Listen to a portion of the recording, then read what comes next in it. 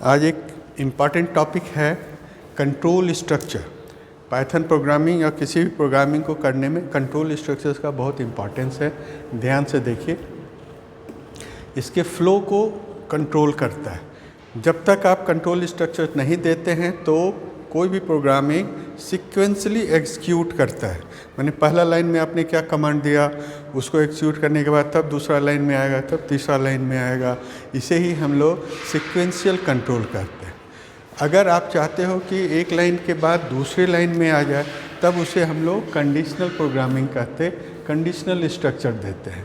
इसमें क्या होता है, प्रोग्राम नियंत्रण को करने के लिए एक पर्टिकुलर स्थान पर वो ट्रांसफ़र कर देगा।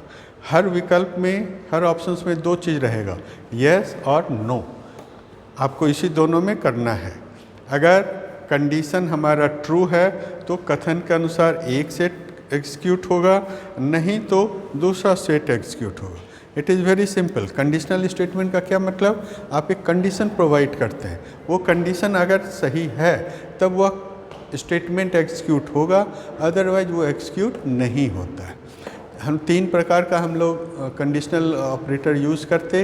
पहला को कहते हैं इफ़ स्टेटमेंट। ध्यान से देखिए, इफ़ स्टेटमेंट का उपयोग उस स्थिति में किया जाता है जहाँ पर कि एग्जीक्यूट करने में एक या तो ट्रू या तो फॉल्स होता है। ठीक है, इस चीज़ को समझना है कि हम इफ़ स्टेटमेंट कहाँ पर लागू करेंगे। एक स्थिति के मूल्यांकन के लिए, वह सही है या गलत है। अगर सही है तो उसको एग्जीक्यूट करता है, सही नहीं है तो एग्जीक्यूट नहीं करेगा। ध्यान से देखिए एग्जाम्पल्स में, आपने पहले इनपुट करना है एक नंबर, फिर इनपुट करना है दो नंबर। आपने क्या कहा, ध्यान से देखो, it is a symbol of equality. क्या ए बी के बराबर है, इक्वल है? अगर है हाँ तो प्रिंट करें बोथ नंबर्स आर इक्वल, संख्याएं बराबर हैं, बोथ नंबर्स आर इक्वल। अब आपने प्रोग्राम लिखते समय अगर एक नंबर इनपुट किया 56, दूसरा नंबर भी इनपुट किया 56, तो क्या आएगा, नंबर्स आर इक्वल।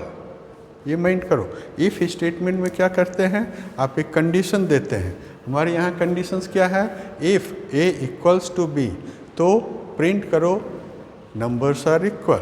आपने पहला नंबर दिया 56, फिर दिया 56, क्योंकि दोनों बराबर है इसलिए ये स्टेटमेंट आउटपुट आया, संख्याएं बराबर है।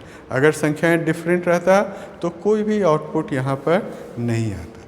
तो स्टूडेंट ये था हमारा इफ़ स्टेटमेंट। दूसरा है इफ़ एल्स स्टेटमेंट, यदि या अन्यथा। अगर पहला स्टेटमेंट, ध्यान से देखो, ये कंट्रोल स्ट्रक्चर का उपयोग हम तब करते हैं जब कंडीशनल एक्सप्रेशंस के रिजल्ट के आधार पर दो अलग अलग स्टेटमेंट को एग्जीक्यूट करना होता है। अगर पहला स्टेटमेंट सही है तो वो कीजिए, नहीं सही है तो दूसरा स्टेटमेंट ध्यान दें। दो ब्लॉक के साथ काम करता है, इफ़ और एल्स, यदि और अन्यथा। यदि इफ़ स्टेटमेंट सत्य है, ध्यान से देखिए, अगर इफ़ स्टेटमेंट ट्रू है तो हम इफ़ ब्लॉक के स्टेटमेंट को एग्जीक्यूट करेंगे, और अगर वह शर्त गलत है तो एल्स या अन्यथा ब्लॉक में जो आपने लिखा उसको हम एग्जीक्यूट करते हैं। एग्जाम्पल के तौर पे ध्यान से देखो, ये इनका स्टेटमेंट सिंटैक्स होता है। इफ़ एक कंडीशन देते हैं, स्टेटमेंट सेट 1। एल्स के लिए भी एक अदर कंडीशंस है, स्टेटमेंट सेट 2। मान लो कि आपने एक नंबर इनपुट किया, यहाँ पर INT लगा दिया, माने इंटीजर इनपुट कर रहे हैं, फिर B के लिए एक दूसरा इंटीजर इनपुट कर रहे हैं। अगर A लेस देन B है तो आपने कमांड दिया प्रिंट करो A से कम है B।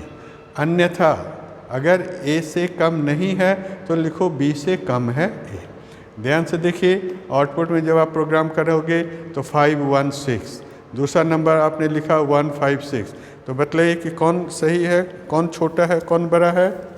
जब आप यहाँ पर प्रोग्राम को रन करोगे, your result will be like this, 156 516 से कम है ना, B से कम है A। तो इस तरह से इफ़ एल्स देखा आपने।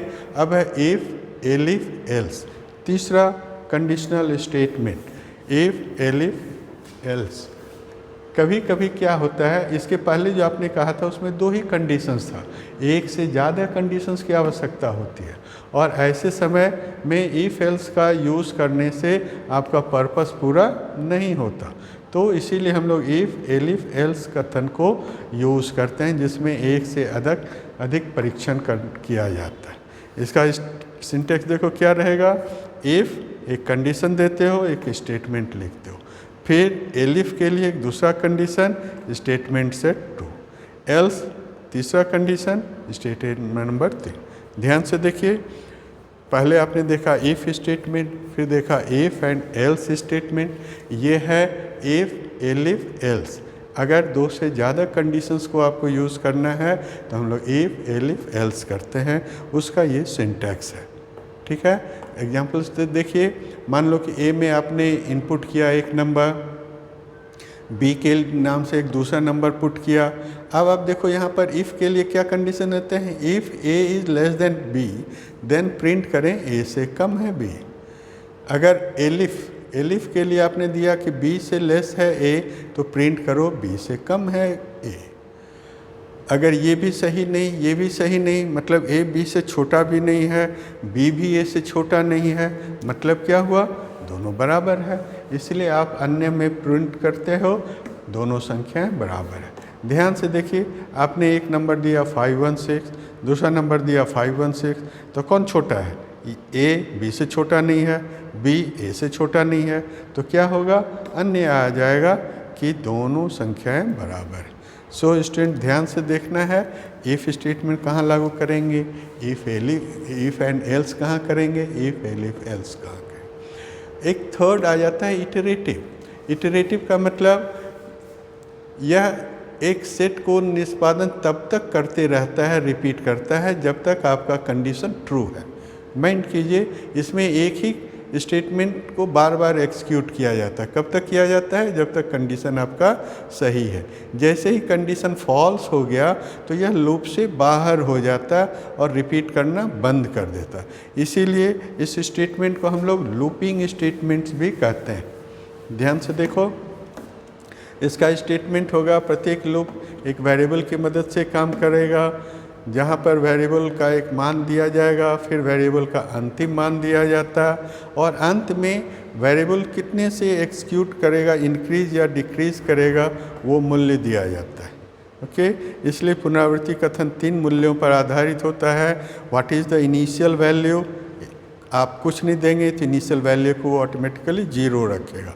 What is the last value, A greater than equals to 10 है, और हमेशा हर स्टेप में कितना इंक्रीमेंट होगा, इसका मतलब 3 से आपको इंक्रीमेंट करना है। तो इस तरह से आपका इटरेटिव स्टेटमेंट होता है।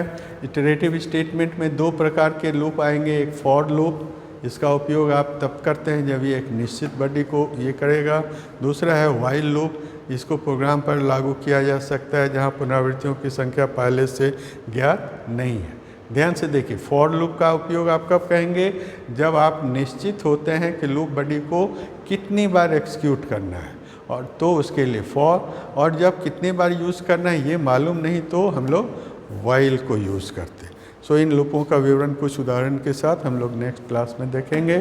Thank you. ये स्टेटमेंट ज़रूरी है, हर को अच्छी तरह से याद रखना है। Thank you.